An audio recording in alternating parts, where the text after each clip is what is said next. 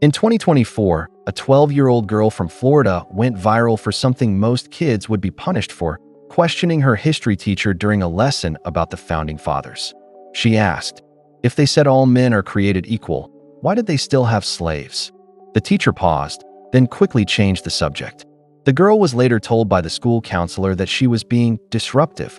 Her parents were called. She wasn't in trouble. Exactly, but she was warned. The video of that conversation hit TikTok. Millions watched it. People applauded her courage, but others said she was brainwashed by liberal media. And suddenly, a question that seems simple, are we teaching kids how to think or what to think, became a cultural grenade. Education is supposed to be about opening minds, right?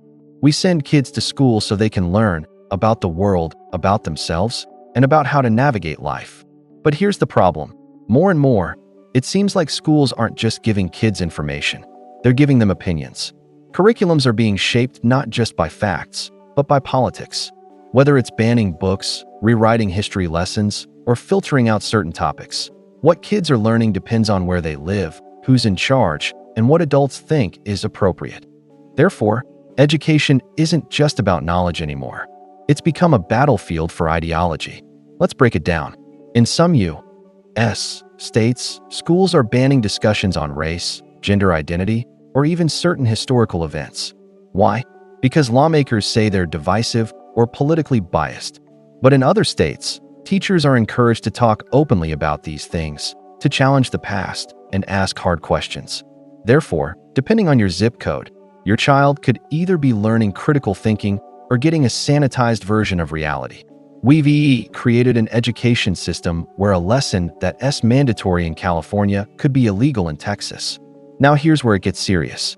Think about this. When kids aren't taught how to think, when they're just told what to think, they grow up unable to question authority, challenge injustice, or even think for themselves. They become easy to control, easy to manipulate. And isn't that dangerous in a democracy? But here's the twist. Some parents and politicians want that. Not because they're evil, but because they believe their values are being threatened. To them, protecting kids means filtering the world, not exploring it. Therefore, the fight over education isn't just about what's true or false. It's about control. Control over narratives. Control over identity. Control over the future. You might think schools only teach math, science, reading, and writing. But schools also teach what matters, what's normal, and what's off limits, even when they don't say it directly. This is called the hidden curriculum, the unwritten lessons. For example, a school that punishes kids for speaking their native language teaches that some cultures don't belong.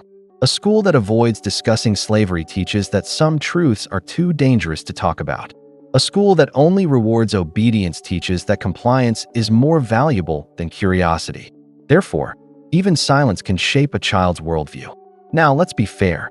Most parents do want schools to teach values, respect, kindness, honesty. But the question is, whose values? One family might see inclusivity as essential. Another might see it as indoctrination. One teacher might say, question everything. Another might say, don't challenge the lesson plan. Therefore, when we say teach kids what to think, we might really be saying, teach them to agree with me. And that's where it gets dangerous, because it stops being education and becomes programming.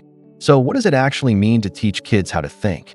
It means letting them ask uncomfortable questions, encouraging debate, even if we disagree, teaching them to check sources, analyze arguments, and recognize bias, including our own. But here's the catch.